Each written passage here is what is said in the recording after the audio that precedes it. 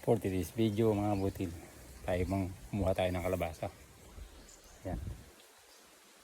Nagbawas tayo, magugulay po tayo mga butil. Tapos makakuha tayo ng okra. Meron pa din. Ito po sa probinsya, organic na organic. Ito, pakita ko sa inyo. At ako po nanguha din ako ng lukan. Libre lang po dito sa amin kasi tabi lang po kami ng Hangalao. Mga butil. Ako kumapitas din tayo ng sitaw. Okay. Ito nakapangwan ako ng okra. Ayan o. Tapos nalinisan ko na yung mga lukan. Ayan. Ulam na mga kabutil. Ayan o. Oh. Ayan, nalinisan ko na. Ngayon, agisa lang po natin yan mga kabutil. Oh.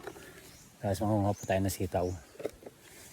Ganoon na po dito pag may mga tanim, sipag lang ay sigurado makakapitas ka ng sitaw. Ayan po. Ngayon mahanting tayo ng mga mahahaba na. Ito po ay napitasan ko na, kumbaga malaki na rin po kinita ko dito. Ito po yung mga huling bunga. Ayan. Oh, at least napapanginabangan po natin mga sulit pa. Oh.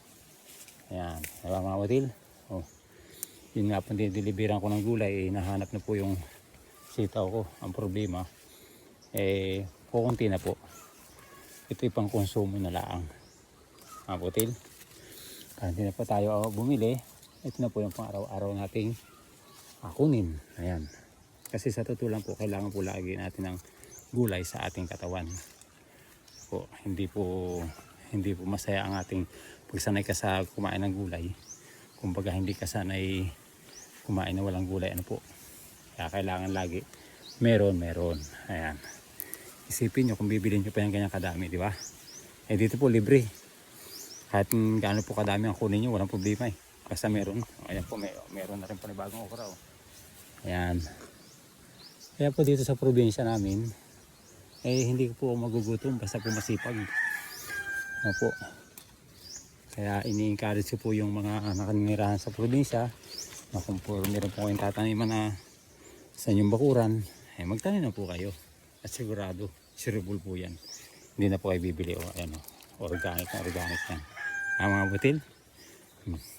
Ayan pa sa baba. Dami. Ganyan lang po ang buhay. Nasa palipaligid natin yung ulam. Kailangan masipag lang. Ganun lang. Nagulang na nga eh. Ikapipitas lang po isang araw. Padalawang araw pa lang ngayon. May magugulang na. Kaya po. Ganun lang. Tapos dagdagan pa natin ng okra. Ayan mga okra pa. Siguro tama na siguro ito. Diba? Kasi madami na. Makulalaw ka natin ng either na talbos ng dahon ng malunggay o talbos ng kamote. Mga butil, madami pa yan. Sipag-sipag lang. Diba? Ayan, ang laki na. Ang gulay na. Diba? Yan na po mga butil. Kailangan po tayong lagi magsipag. Ang paralan nyo kabutil nyo, kailangan tayo ay lagi magtanim. Para po tayo, ang pagkain natin ay libre. Yan. Libre na, fresh pa. Diba mga butil? Shoutout po sa mga sulit followers ko dyan. Shoutout sa pamilya Largo. Largo. Ay, nagkakamali. Largo. Okay mga butil. Shoutout kay Mickey Garay. Nasa Saudi. Okay. Ingat ka dyan. Nandito lang kami. Naghihintay.